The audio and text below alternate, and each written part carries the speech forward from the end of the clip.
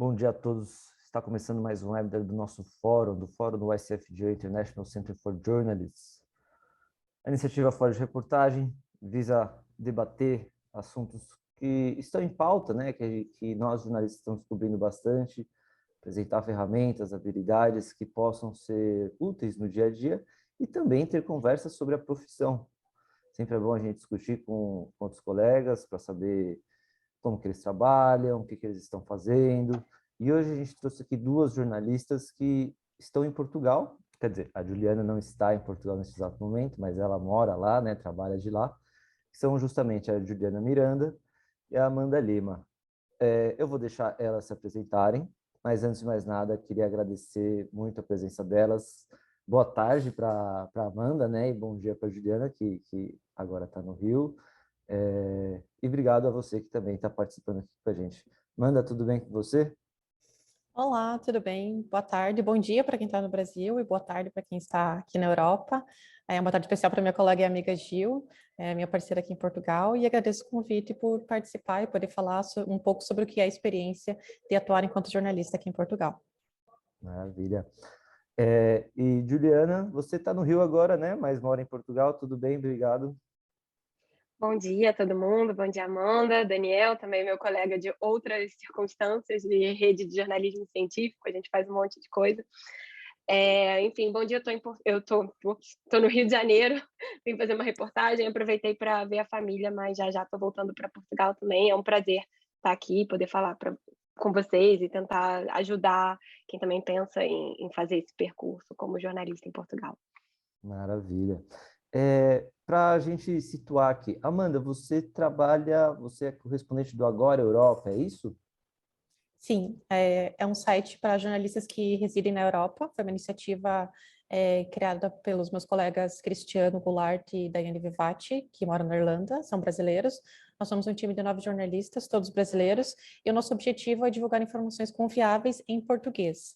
Curiosamente, Portugal inicialmente não estava nos planos de estar incluso, né, no site, porque teoricamente é o mesmo idioma, né, porque a ideia era trazer notícias confiáveis em português para muitos brasileiros que talvez vivem em países que não são de língua portuguesa. Por exemplo, brasileiros que vivem na Irlanda, que não dominam o idioma, e durante a pandemia ter informações confiáveis era ainda mais essencial. Mas depois Portugal passou a fazer parte da iniciativa e nós observamos que a mesma forma de escrever é muito diferente. Então, apesar do idioma ser o mesmo, a forma de escrever e o estilo de reportagens são diferentes. Então, o meu trabalho é ser correspondente aqui em Lisboa. Ah, legal. Esse é um ponto que a gente vai passar aí mais para frente, exatamente sobre essa parte da escrita, né? Tanto da gente como leitor, porque somos leitores, e também como autores, jornalistas. E, Juliana, você está pela Folha, né? Correspondente em Lisboa. Eu trabalho para a Folha desde 2010 e eu era repórter de Ciência e Saúde. Fui repórter de Ciência e Saúde de 2010 até 2014 na redação e vim fazer um mestrado em Portugal, que eu ganhei uma bolsa para fazer um mestrado aqui. E ao fim do mestrado eu resolvi que eu queria ficar. Eu tinha vindo com uma licença do jornal, uma licença não remunerada que nós podemos fazer para ter essas atividades de formação. E eu decidi ficar. O jornal não tinha ninguém aqui. Quer dizer, aí, onde está a Amanda, não, tô meio torta. O jornal não tinha ninguém em Portugal, no momento. E então eu aproveitei, eu já trabalhava para eles e continuei a trabalhar, mas agora como repórter em Portugal. Então a minha atuação é principalmente para a Folha de São Paulo. Embora eu também trabalhe como comentarista, que em Portugal se diz comentadora, na televisão portuguesa. Uhum. Você está desde quando? Quando que você foi para Então, Portugal? eu fui para Portugal em 2014, mas eu fiquei um ano, não ano sabático, porque eu estava estudando, mas eu fiquei esse primeiro ano só fazendo mestrado. Eu tinha uma licença do jornal para poder fazer esse curso, e eu tinha uma bolsa, ganhei uma bolsa de um instituto brasileiro, e aí, ao fim do mestrado, eu comecei a cobrir mesmo Portugal, a trabalhar como repórter em Portugal em 2015, em outubro de 2015. Peguei Uhum. logo as eleições parlamentares, assim, foi um teste de fogo. Uhum. Legal. Você, Amanda, você está desde quando em Portugal? Desde o final de 2019. Na verdade, eu cheguei e já veio a pandemia, então foram 2 anos assim, um pouco mais parados, e nesse ano que as coisas realmente começaram a a acontecer, os eventos presenciais também voltaram, então agora ultimamente, assim, a gente não para em casa, né, porque ainda mais aqui na Europa é verão, então retornaram muitas atividades que ficaram 2 anos paradas, então é um percurso aí de um pouco mais de 2 anos. Uhum. E Amanda, também vai servir para a Juliana, mas vamos começar por você. Quer dizer, a Juliana já deu uma ideia, né, do que ela levou aí para Portugal, mas você, o que ela levou aí para Portugal e como é que foi a parte de emprego? Você já tinha uma oportunidade em vista ou foi para ver o que rolava? Não, na verdade eu vim para cá por motivos pessoais, a minha mãe mora aqui em Portugal, não era o planejado inicialmente, e veio a pandemia e todas essas coisas, e assim que as coisas aconteceram. O mercado aqui para brasileiros é muito difícil, né? É muito difícil, a gente pode também entrar em mais detalhes sobre isso depois, mas depois surgiu a iniciativa do Agora Europa e eu comecei a integrar esse time. Eu também atuo fazendo reportagens freelancers para alguns veículos do Brasil, também faço alguns comentários na televisão portuguesa aqui, mas é todo um caminho muito longo e que demora muito tempo para que as empresas também sintam confiança no trabalho, porque é praticamente recomeçar a carreira, não é? As pessoas têm que te conhecer, avaliar o teu trabalho, ver se as informações são confiáveis. Então, é um percurso muito longo e muito né, tem que batalhar bastante para conseguir essas oportunidades, assim. Uhum. E, Juliana, você trabalha aqui para a Folha, né, para outros veículos, mas em relação aos veículos daí, ter virado comentadora, né, vocês terem virado comentadoras, assim, como é que foi? Vocês foram atrás dos editores, dos produtores dos programas? É interessante porque em Portugal a Folha de São Paulo é um veículo muito conhecido, porque, enfim, a questão da língua comum também favorece.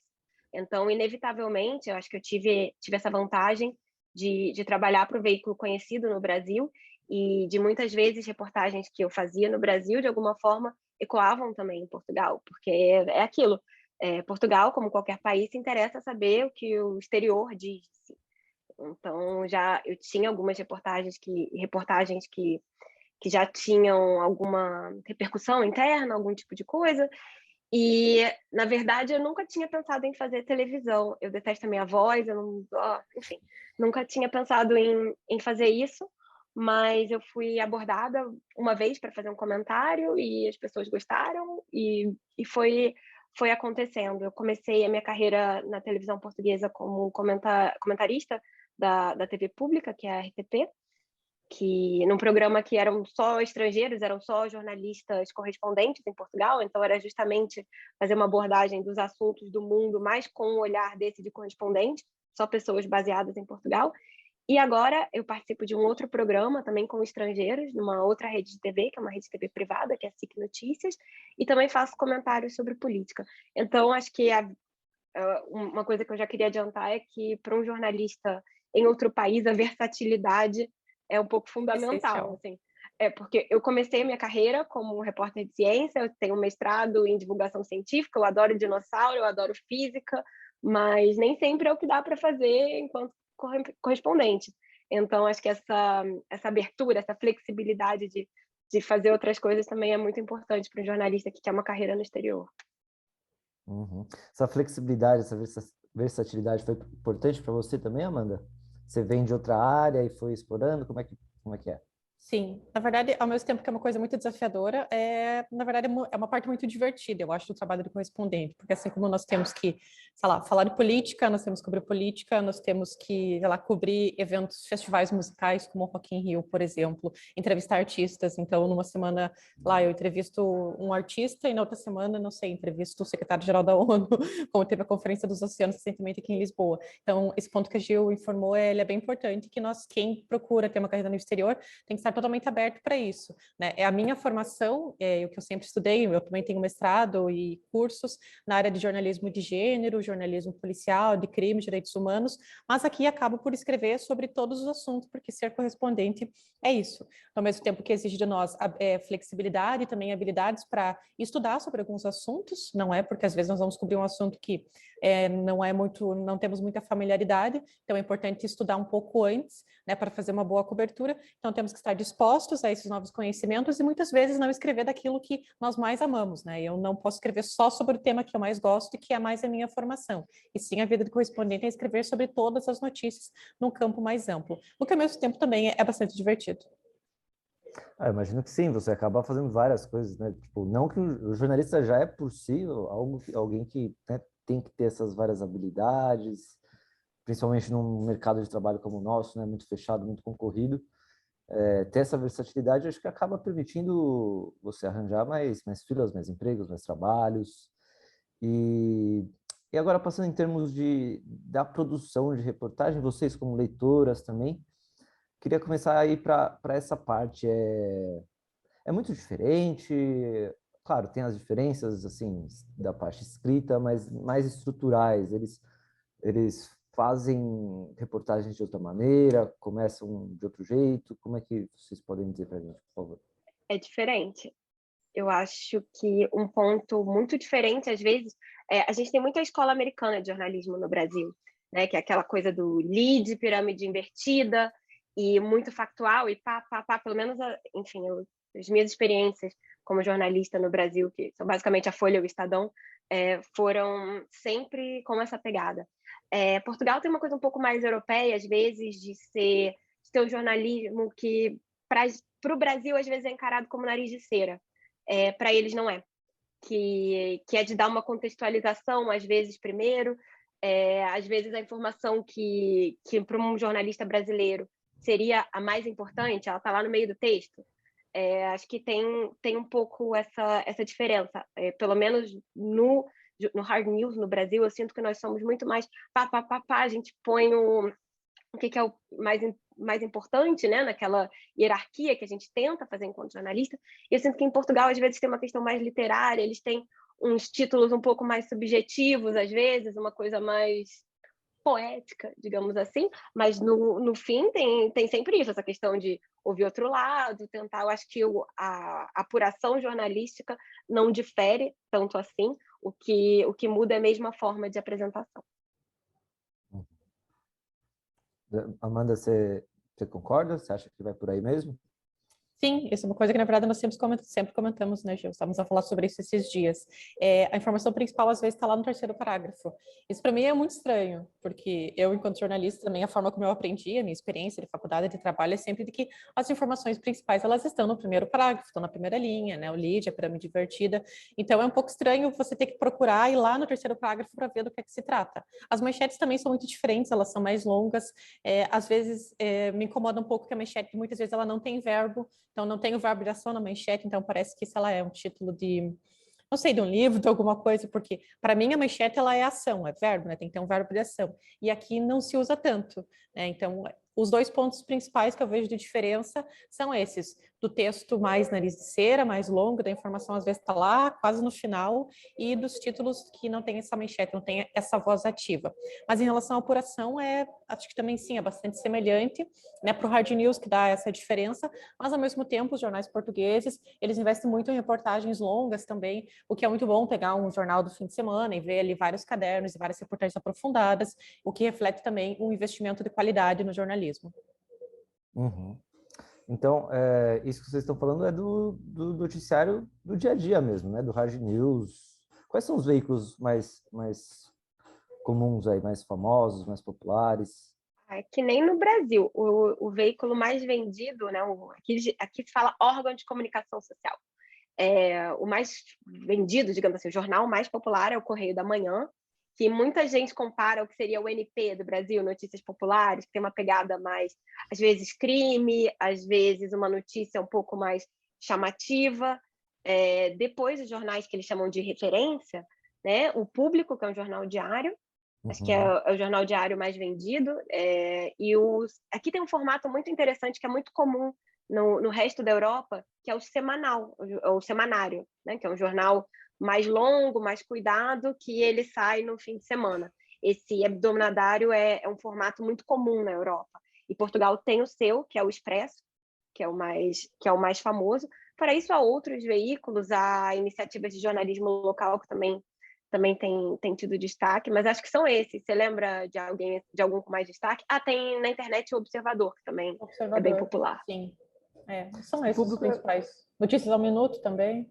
É o JN e o DN também, que é o Jornal de Notícias e o Diário de Notícias, que são títulos mais tradicionais, mas que, por exemplo, o DN nos últimos anos passou por algumas dificuldades, deixou de ser diário, aí voltou a ser. Então, assim, às vezes tem...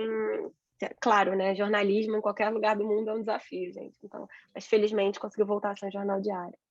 Esse público, você citou como mais famoso, né? O mais popular, ele é recente até, não é ou ele é... Não, o Acho que é o público segundo. tem Não, acho que é o bastante. segundo mais antigo, eu acho. Eu acredito que o público seja o segundo mais vendido, mas assim, diário com É o mais certeza. antigo. Mais antigo, não sei, gente, vocês me pegaram. É. Mas Não, assim, não. por exemplo, o Expresso é um jornal de 50 anos. Sim. O DN é um jornal centenário. Mas assim, Portugal teve algumas iniciativas de jornalismo que, assim, agora com o digital há várias questões que há vários veículos que têm conseguido alguma força, mas mesmo na última, não sei, nos últimos 15 anos eles tiveram umas iniciativas boas, algumas prosperaram, outras não. Acho que é um pouco, lembra muito o cenário do Brasil também. Enfim, quantos jornais nós já vimos nascer e morrer, revistas, enfim, é um pouco assim também. Uhum. Também temos que analisar que Portugal é um país muito pequeno, né? Quase o tamanho do estado do Brasil. Então, eu acho que até para um país desse tamanho, até existem muitos veículos de comunicação, muitos jornais. Que bom, tem claro. menos gente em Portugal do que na cidade de São Paulo. Então, é preciso considerar que é um país com uma população de 10,1 milhões de habitantes. Essa proporção é sempre bom lembrar, né? Agora voltando para o ponto dos empregos, eu imagino que quando vocês foram para aí, tentaram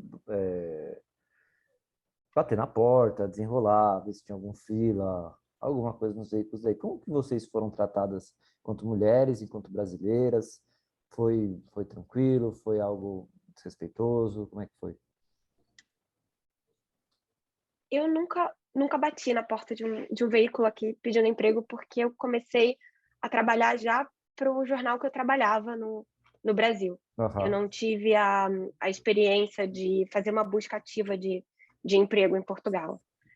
Porque eu sempre tive em mente que eu não gostaria de trabalhar para o jornalismo português enquanto repórter escrita, porque, enfim, eu acho que o jornalismo brasileiro me dava um pouco mais a liberdade de incluir outras questões, incluir a vivência do imigrante, incluir a minha experiência, que eu acho que seria mais liberdade, sem contar a remuneração, que tradicionalmente no jornalismo português, já adianto uma outra parte, a remuneração é baixa. Então, o presidente do Sindicato de Jornalistas aqui, em 2018, a Sofia Branco, ela chegou a dizer que eles têm uns estudos internos, que mais de um terço, acho que um terço dos jornalistas portugueses recebiam um salário indigno. Então, realmente os salários são um problema aqui, são salários baixos. Então, tendo isso em mente, eu tenho muitos amigos jornalistas portugueses. Antes de eu me mudar para Portugal, eu já vinha muito de férias. Uma das minhas melhores amigas é jornalista aqui, que eu conheci no Brasil, quando ela fez um estágio também numa redação brasileira. Então, eu já tinha uma ideia um pouco do mercado de trabalho, eu não tentei. Justamente por isso, acho que tinha essa questão. Conheço colegas que tentaram e que, sim, encontraram preconceito. Conheço outros que deram certo, existem alguns, são poucos jornalistas brasileiros que trabalham em redação aqui, mas, assim, eu também faço a pergunta, quantos jornalistas portugueses nós conhecemos no Brasil? Seja na televisão, seja no jornal, porque a verdade é que nós somos um tanto protecionistas, mesmo com sotaques de outras regiões. Eu sou carioca, tenho sotaque carioca, eu apareço no podcast da Folha, as pessoas falam, nossa, mas esse sotaque carioca dela, né? Então, assim, existe, faz parte. Uhum. Amanda, você passou por uma experiência parecida? Um pouco, na verdade. Os convites de trabalho surgiram aqui em Portugal. Fiz uma pequena busca, mas sempre é apontado isso, a questão do sotaque, da maneira de escrever. E, infelizmente, eu conheço mais jornalistas brasileiros que moram aqui, que não trabalham com jornalismo, que trabalham em outras diversas áreas, do que jornalistas que efetivamente trabalham, que se sustentam como jornalista. E alguns até com mais de um emprego. Não é, Gil, porque, como ela já pontuou, essa questão do salário, às vezes um salário não basta de um emprego, então a gente está sempre correndo atrás de novas oportunidades, mas eu vejo que há uma abertura maior do mercado para os jornalistas brasileiros, mas para quem está pensando em vir, assim, eu adianto já que não é nada fácil, que o preconceito é uma realidade, nós não podemos dizer que não, existe preconceito sim, mas ao mesmo tempo que existe o preconceito, também essa questão que a Gil falou do protecionismo, não da voz ser diferente, da forma de falar ser diferente, da forma de escrever ser diferente, da questão do sotaque, mas ao mesmo tempo, Portugal tem uma população muito pequena, de 10 milhões de habitantes, e quase 1 milhão é estrangeiro e a maioria são brasileiros. Então, eu acho que é um movimento muito natural que profissionais brasileiros ocupem espaços de comunicação aqui em Portugal. Eu acho que esse caminho já está sendo trilhado, né? Temos aí pessoas precursoras como a Gil, também temos outros colegas nos canais de televisão aqui, eu também faço comentários às vezes. Então, eu acho que é um caminho que está sendo trilhado e que no futuro pode vir a ser mais fácil. No momento, é muito difícil, sim. Como eu disse, é recomeçar a carreira, por mais que você venha do jornal talvez de referência, mesmo assim você tem que provar que você é confiável, que você tem informação, que você agrega, mas eu sou um pouco otimista de que no futuro será um pouco mais comum vermos jornalistas brasileiros não só nas redações de jornais, de revistas, mas também na televisão, como já tem acontecido. Eu tive uma cobertura nessa semana e dois fotógrafos brasileiros, por exemplo, que estavam lá, são brasileiros e estavam trabalhando junto com fotógrafos portugueses. Então, ainda é um caminho longo a ser trilhado, mas que está sendo percorrido já. Uhum. Me parece que não deixa de ser uma vida de imigrante, né? Sim. Completamente. Sim. É uma vida de imigrante, e isso que a Ju também falou, nas nossas reportagens isso também está muito, porque nós temos um olhar diferente em relação aos assuntos, em relação aos problemas do país, e também em relação até mesmo à forma de escrever, né? Agora, voltando naquele assunto, às vezes os jornalistas portugueses, alguns textos, eles não dão todas as respostas, e é curioso, assim, ligar para a assessoria de imprensa e perguntar, mas então, como é que vai funcionar tal coisa? Aí responde, pois, boa pergunta, não pensamos nisso. Então, às vezes fica assim, parece que a informação está pela metade, porque também é muito difícil de conseguir informação, e a gente traz essa escola de jornalismo brasileiro que é um pouco mais da informação completa, e às vezes pode ser uma dificuldade aqui. Daniel, eu queria acrescentar, e não sei se a Amanda concorda comigo, por exemplo, eu acho que existe também não só a língua, que tem, obviamente, questões diferentes, mas existe uma falta, às vezes, de referências culturais. Por exemplo, a Folha tem parceria para publicar conteúdo do Público e do Diário de Notícias, mas várias vezes eles me pedem, um editor me pede para fazer uma reportagem, às vezes abordando o mesmo tema, mas para contextualizar. Porque, às vezes, não é simplesmente reproduzir uma reportagem que já está em português, é preciso referência. Às vezes, assim, nós temos que ser muito realistas. O brasileiro, em geral, tem muito pouca informação sobre a estrutura do sistema parlamentar semipresidencialista, como é o caso do português. Então, quando nós falamos de presidente de Portugal, tem que explicar que ele é o chefe de Estado, mas o chefe de governo é o primeiro-ministro. Explicar que existem essas questões diferentes, mesmo a terminologia jurídica, constituído, arguido, é uma coisa que nós não falamos no português do Brasil. Então, se existe uma notícia sobre crime, é preciso ter em conta também essas particularidades que são muito além de uma tradução. Às vezes, para um português é muito evidente quando se fala de trauma dos incêndios. O brasileiro, às vezes, não lembra que em Portugal houve grandes incêndios em 2017, que morreram mais de 100 pessoas. Então, é sempre importante ter essa contextualização. E acho que, por isso, um jornalista que tenha em conta qual é o perfil do público que vai ler isso, que vai assistir essa notícia, ele é muito importante. Por isso que faz tanta falta ter um jornalista no país, que uma agência de notícias, ou às vezes uma parceria com um jornal local não consegue substituir. Sim, imagino que isso vale para o contrário, né? Que você tinha feito a pergunta retórica, eu imagino, Juliana, antes de quantos jornalistas portugueses no Brasil nós conhecemos, né? Verdade, eu não conheço nenhum, assim, de bate pronto, porque imagino que vale para eles também, né?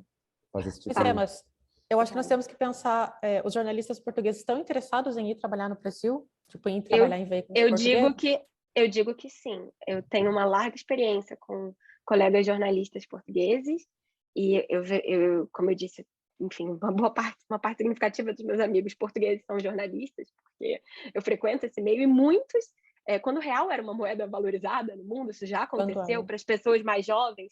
As pessoas mais jovens talvez não se lembrem disso, mas assim, quando eu comecei a vir de férias a Portugal, um euro era R$ 2,40. Então, assim, fazendo a conversão, era um salário muito competitivo, porque nessa altura o salário mínimo em Portugal era o quê? 480 euros, 490. Então, assim, fazendo a conversão, um estagiário da Folha de São Paulo no Brasil ganhava mais do que um jornalista profissional que tivesse com um salário mínimo em Portugal, por exemplo. Então, assim, muita gente dizia, via vaga no Brasil e se interessava. E existem, eu conheço principalmente assessores de imprensa, mas existem alguns, e eles têm esse interesse. A questão é que também a moeda brasileira deu uma certa desvalorização. Não, uma certa não, né? Deu uma Desabou. desvalorizada. Então, assim, existe essa questão também cambial. Agora, ainda no Brasil, é possível, talvez não no jornalismo, mas na comunicação corporativa, em assessoria de imprensa, ter um salário muito competitivo, que mesmo convertendo, é mais interessante do que um salário português. Então, eu conheço muitos profissionais de comunicação que também fazem trabalho remoto, estando baseados em Portugal, mas não apenas para o Brasil, para os Estados Unidos, outros países. Uhum. Essa parte é surpreendente mesmo, porque Lisboa, que é onde vocês moram, né? É uma cidade cara, né? Tipo, o aluguel.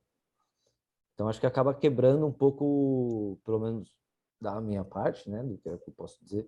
Acaba quebrando um pouco aquela visão que a gente tinha anteriormente de que seria um salário à altura do custo de vida de uma cidade como Lisboa e, pelo jeito, pela cabeça da Amanda, não é. Não, não é. Na verdade, quem pensa em fazer esse caminho, de vir trabalhar aqui, eu indico pesquisar muito e analisar bem o que vale a pena, né? Eu, particularmente, assim, não viria para cá sem ter uma oportunidade, ou pelo menos aberta a trabalhar em outra coisa inicialmente antes. O que, como eu disse, é muito comum. Nós temos mais jornalistas trabalhando em outras áreas, em outros tipos de emprego, do que trabalhando efetivamente com jornalismo. Lisboa, sim, é uma cidade muito cara, uma cidade inexplicavelmente cara em relação aos aluguéis, que, por exemplo, eu conheço nos dedos pessoas, assim, os dedos acho que de uma ou do máximo das duas mãos, de pessoas que moram sozinhas aqui em Portugal, que tem um apartamento ou uma casa só para que moram sozinhos. Isso quase não existe. As pessoas não conseguem pagar, porque, lá, uma casa, um T1, por exemplo, custa, sei lá, 1.000 euros o aluguel, sendo que o salário mínimo em Portugal é 700 euros. Então, a maioria da realidade, principalmente dos imigrantes, é dividir casa. Eu conheço pessoas que dividem casa com 5 ou 6 pessoas. Então, tem que estar preparado para essa realidade, né? Acho que a habitação é o que é mais caro. Assim, tem algumas coisas, agora com a questão da guerra, está realmente tudo mais caro por causa da inflação. O mercado aumentou, remédio, que também era uma coisa cara, também aumentou, gasolina, o que reflete nos preços em geral de todos os bens de consumo. Mas o aluguel realmente é a questão mais importante que afeta não só os imigrantes, mas também os próprios portugueses. Muitos dos portugueses também têm que dividir casa porque simplesmente não conseguem morar sozinhos, né? Ou não podem sair de casa dos pais, né, para ter uma vida de forma, digamos, independente, porque é impossível o valor dos aluguéis aqui em Lisboa. E mesmo antes, por exemplo, eu moro na região metropolitana de Lisboa, que já foi vista como uma região que era, digamos, mais barata para morar. Hoje em dia já não é mais. Uhum. Já foi assumindo, já foi tomando conta de tudo. De tudo. A gente recebeu uma pergunta aqui do Emerson Rodrigues, que vocês duas fizeram mestrado, né? A Juliana, pelo que eu entendi, foi em Portugal. Você também, Amanda, foi em Portugal ou foi aqui no Brasil? Não, foi no Brasil, mas eu fiz alguns cursos aqui. Tá, a pergunta dele é sobre a área acadêmica, né? Como é que é em Portugal para quem pretende fazer mestrado e doutorado? Sim, imagino que seja Olha, termos de vagas de pesquisa, bolsa. eu fiz 2 mestrados. Eu gostei dessa vibe acadêmica. Eu fiz um mestrado no Brasil, na Unicamp, em jornalismo científico, e eu fiz um mestrado em Portugal em ciência política e relações internacionais, na Universidade Católica. Então, assim, tem muito estrangeiro, inclusive é muito fácil, vou botar aqui milhões de aspas, mas assim, é simples, melhor, reformulando. Um brasileiro entrar numa pós-graduação em Portugal, porque nós pagamos mais. Um brasileiro que não tem uma cidadania europeia, ele paga até 10 vezes mais do que um europeu pelo mesmo curso. Enfim, está na lei, desde 2014 as universidades podem fazer isso, e é claro, com esse pequeno incentivo econômico, as universidades se abriram, né, para os estrangeiros e para os brasileiros que estão dispostos a pagar por isso. No título de comparação, numa mesma graduação na Universidade de Coimbra, que eu acredito que seja onde a diferença seja mais alta, um curso que um português paga 700 euros por ano, um estrangeiro brasileiro, né, não cidadão da União Europeia, paga 7 mil. Então, assim, é esse o nível de discrepância. E muitas vezes isso é arrastado também para o mestrado e para o doutorado. Então, assim, existe um incentivo econômico da presença dos brasileiros nas universidades portuguesas. E mesmo assim, mesmo normalmente sendo mais caro, ainda é mais barato do que cursos nos Estados Unidos e em outros países. Então, é por isso que Portugal também é um destino atraente para os pesquisadores brasileiros, e tem a questão da língua, óbvio. Dito isso, é simples de entrar. Agora, uma vez que você está na academia em Portugal, aí começam as diferenças. Novamente, o idioma é uma questão.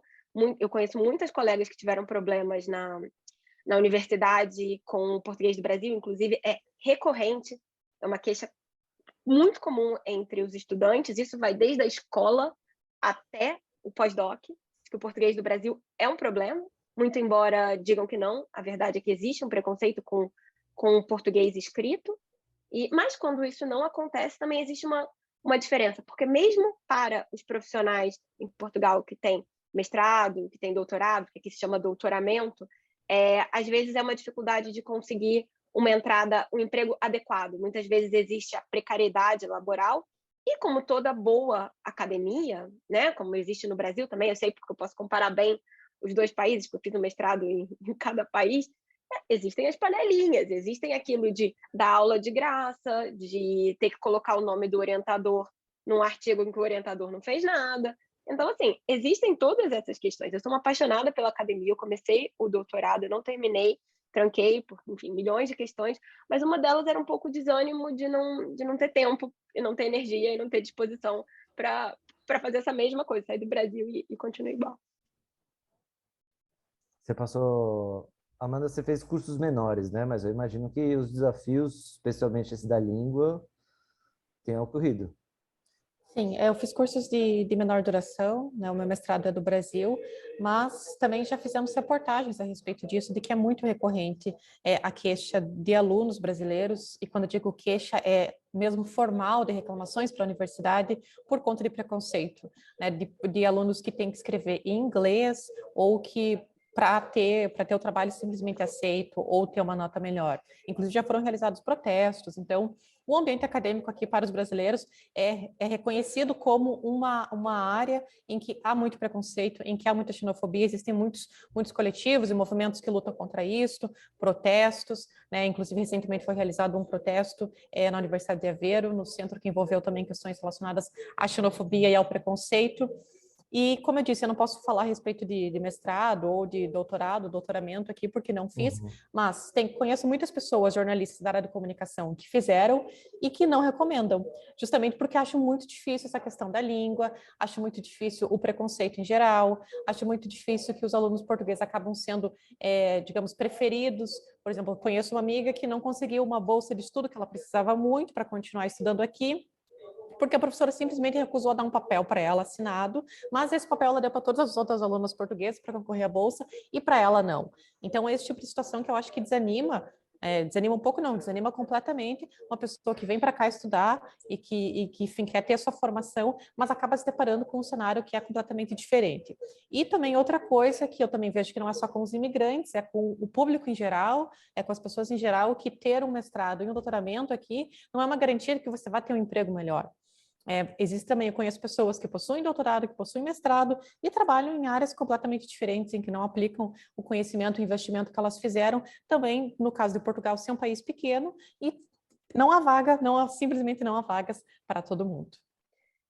Vou só fazer um adendo, mas assim, existe, mas não é sempre, tá? Eu tive uma experiência, por acaso, no doutorado até bem positiva, de conseguir escrever as coisas em português do Brasil, um português adaptado, eu também tento me adaptar, eu falo casa de banho, frigorífico, eu tento numa escrita que eu sei que é para o público português, é óbvio, é respeitoso, eu não vou mudar o meu sotaque, mas eu tento me adequar, acho que é importante para a gente também, né? Não é também forçar sempre a barra, é tentar conhecer também o nosso público, da mesma maneira que a gente faz uma contextualização cultural para o público brasileiro, a gente também se adapta. O português no Brasil também fala da nossa maneira.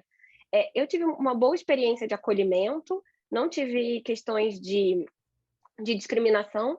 Acho que é um pouco assim, eu falo que existe porque é muito recorrente, porque eu já escrevi 200 milhões de matérias, porque se você entrar em qualquer grupo de apoio de estudantes brasileiros, existe isso. Não é sempre? Não, mas quando acontece, para quem se recorre?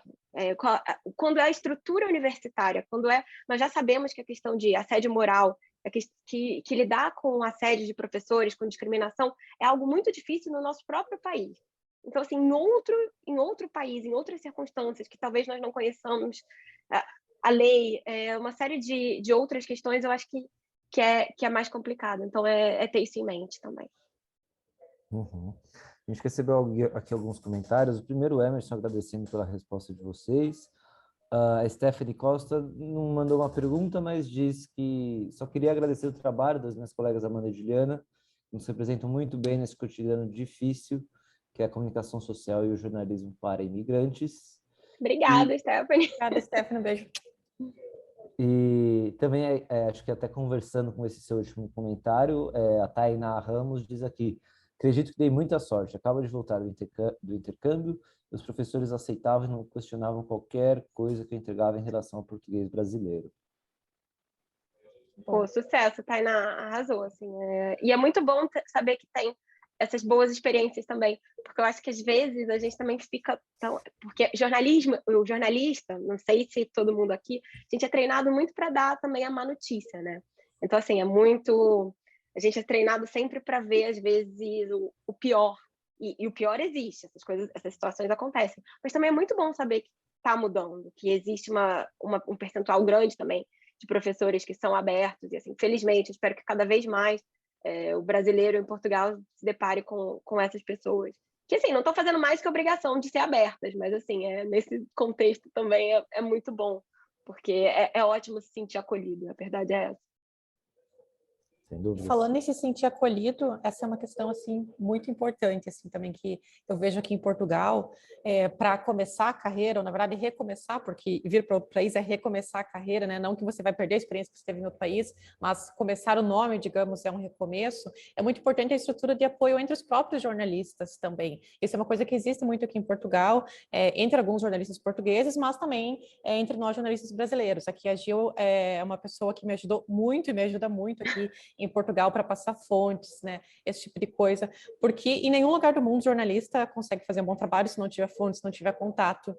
Então, ter essa rede de apoio entre profissionais, né? O coleguismo é essencial para que você consiga ter acesso às fontes, consiga fazer um bom trabalho. E felizmente, eu acho que tem muito isso da solidariedade imigrante. Assim, todos nós nos ajudamos muito, né? E isso é muito importante, porque sem esse apoio é difícil.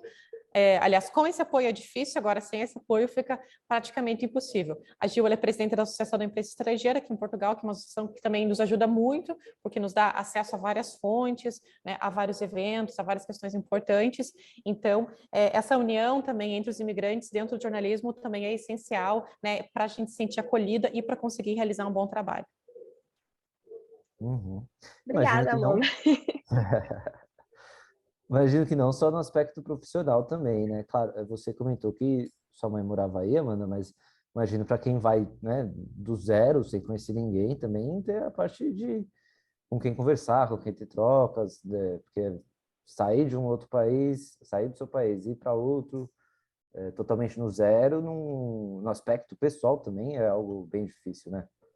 Sim, é muito difícil, tem que ter uma preparação emocional muito grande, né? Eu, apesar de ter minha mãe aqui, não tinha muitos amigos, ainda tive azar de ter a pandemia, que assim, não podia ver pessoas, não podia sair e tal, agora que as coisas estão assim voltando, então é muito bom. Hoje em dia eu já tenho vários amigos jornalistas, não só brasileiros quanto portugueses, já tenho uma rede de amigos, mas é uma coisa que se constrói ao longo do tempo. Então também, para quem está pensando em vir para cá, claro que hoje somos muitos brasileiros aqui em Portugal, somos muitos brasileiros em Lisboa, espalhados por todo o país, mas tem que vir preparado que esse início pode ser diferente, essa adaptação cultural, né, esse acolhimento, mas que depois é natural, que as pessoas vão fazendo amizades, vão procurando aquelas pessoas com que elas mais têm afinidade, sejam estrangeiras ou sejam brasileiras, e é importante ter isso em mente, que o começo pode ser difícil, mas que as coisas aos poucos se ajeitam, e agora que os encontros estão permitidos, que os restaurantes estão abertos, que, enfim, a vida está voltando ao normal aos poucos, fica muito mais fácil, porque os meus 2 primeiros anos aqui foi durante a pandemia e foi realmente bem difícil. Putz. Não, você fez a experiência, assim, imersão realmente difícil, porque o que eu noto em Portugal, um pouco, assim, no Brasil também, mas acho que mais em Portugal, existe muito uma valorização da relação interpessoal, digamos assim, para um assessor de imprensa passar a informação para você. Às vezes até uma informação que talvez ele esteja obrigado a te passar, mas, enfim, às vezes não respondem, eu não diria obrigada, mas seria de bom tom responder. E o ghosting é comum aqui. É fazer um Eu ia pedido puxar esse assunto daqui a pouco, já fazer um aproveito daqui a pedido pouco. de informação e nunca mais receber uma resposta, ou receber dali a uma semana, assim, Não, uma semana é normal. quando era uma reportagem para o dia seguinte, uma coisa hard news. Então, assim, existe. E talvez, eu acho que no Brasil o governo Bolsonaro inaugurou uma nova era de desrespeito ao jornalismo, mas, assim, durante muito tempo, pelo menos respondiam, olha, não vamos comentar, não dá, ou então, não sei, às vezes aqui eu acho que ainda tem uma cultura de tá tudo bem ignorar um pedido de jornalista, sabe? Ou dar uma resposta atravessada. Então, eu acho que isso eu achava que era só comigo, enquanto jornalista brasileira. Mas, conversando com colegas portugueses, eu vejo que tem muito isso, também com eles. E eu acho que, muitas vezes, com a relação de confiança do assessor de imprensa, saber quem é você, ele tem um pouco mais de predisposição para falar. Então, eu acho que entrar no mercado de trabalho num cenário em que não se podia estar presencialmente, que o assessor não conhecia sua cara, é muito mais complicado. Foi muito difícil, foi muito difícil. Você pode dizer que foi muito difícil.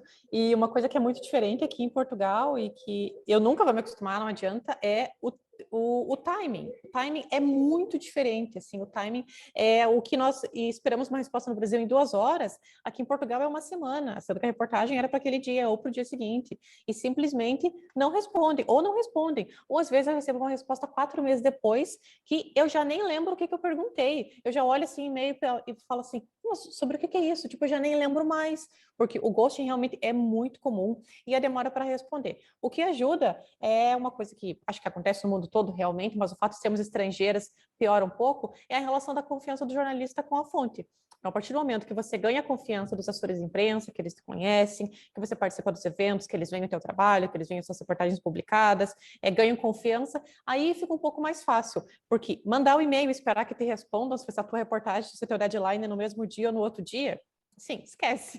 Você tem que ligar, tem que mandar um WhatsApp, tem que insistir, e assim, para quem vai trabalhar com hard news aqui, está pensando em fazer esse caminho, olha, se prepare e seja insistente, porque o jornalista que tem vergonha de incomodar, ou que tem vergonha de ficar mandando mensagem, de ligar, assim, não se cria. Tem que ter muita insistência, porque o ritmo do jornalismo, do jornalismo português é completamente diferente do nosso. Então, tem que vir preparado para isso, para fazer todo esse caminho de criar uma rede de fontes que é muito difícil de conseguir, mas que depois de estabelecido facilita muito o trabalho. Hoje, felizmente, já consigo fazer isso, mas se acostumar com essa demora das respostas e insistir se quiser ter um material a tempo. Que eu ia perguntar, porque imagino que, como a Juliana falou, né, não se trata de serem brasileiras ou imigrantes, mas de recomeçar, né, os contatos e se os portugueses passam por isso também, tem que ser muito mais chato do que o jornalista já é, né? Tem que ficar ligando, mandando mensagem. Tem diferentes abordagens. Você pode ser muito chato, você pode tentar ser o legal, assim, você pode tentar a estratégia do tipo assim, tem que mudar. Tem diferentes momentos, assim, a gente tenta de tudo. Depende da ocasião, né? Depende da ocasião. Né? Você tem que dizer, olha, a minha reportagem vai ser em 5 minutos, vai com ou sem a tua resposta. Mas isso só pode fazer quando você já conhece o assessor de imprensa há algum tempo, né? Não pode, no primeiro contato, dizer isso, né? Mas isso tudo é uma questão da relação da confiança da fonte com o jornalista. E também o fato de você fazer um bom trabalho é essencial para isso, né? Não adianta, sei lá, divulgar coisas erradas ou não ser profissional e aí querer também que te respondam naquele mesmo momento. Tudo isso é ter uma atitude profissional e ter boas reportagens, fazer um trabalho que também é o mínimo, nada mais do que a nossa obrigação, não é? Também é importante para conseguir, assim, digamos, ter mais contatos e ter mais fontes e, quem sabe, conseguir agilizar um pouquinho o tempo das respostas. Mas sim, o que a Gil falou é que eu também achava que era por eu ser estrangeira, por eu não trabalhar no veículo tão conhecido como era antes, agora já é. Mas não, os jornalistas portugueses passam pelo mesmo. Às vezes com a gente acontece um pouco dessa situação do assessor de imprensa realmente não te conhecer, nunca ter visto a tua cara, porque antes era tudo online, agora já não. Mas com nós brasileiros, às vezes, tem um pouco sim de preconceito, ou de pensar, não, o jornalista não é daqui, não vou responder, não é do veículo importante, não vou responder, mas é no geral, assim, o ritmo do jornalismo português é outro, mesmo com os profissionais que são daqui ou de outros países. Esses dias eu tomei café com uma jornalista alemã que está vindo morar aqui, e ela já está fazendo alguns trabalhos, e assim, ela acha um absurdo levar uma semana para responder. Ela disse que lá na Alemanha é na hora. Então, para ver que não é uma coisa europeia, nesse caso é uma coisa de Portugal, e ela, enquanto jornalista europeia, assim, ficou muito chocada com a demora. Eu falei, acostume-se que é assim. A gente recebeu aqui um comentário, uma pergunta do Antônio Bettencourt. Ele pergunta, entre os jornalistas portugueses, também encontraram o mesmo tipo de comportamento corporativo como no meio acadêmico? Ou algum tipo de discriminação em relação a brasileiros? Eu acho que tem toda a sociedade, né? Perpassa um pouco o comportamento preconceituoso, independe da profissão, né? Assim, a gente encontra em diferentes esferas, e eu acho que talvez por ser mulher é ainda uma experiência ainda mais complicada, porque todo mundo sabe a questão da sexualização da mulher brasileira no exterior, sabe todas as questões, se for uma mulher racializada ainda, é ainda mais complicado. Então eu acho que existe um pouco por toda a sociedade, é uma minoria, mas não é um percentual tão pequeno assim, não é uma parte tão pequena a ponto de você nunca passar por isso, de ser um episódio irrelevante Isolado. que não acontece quase nunca.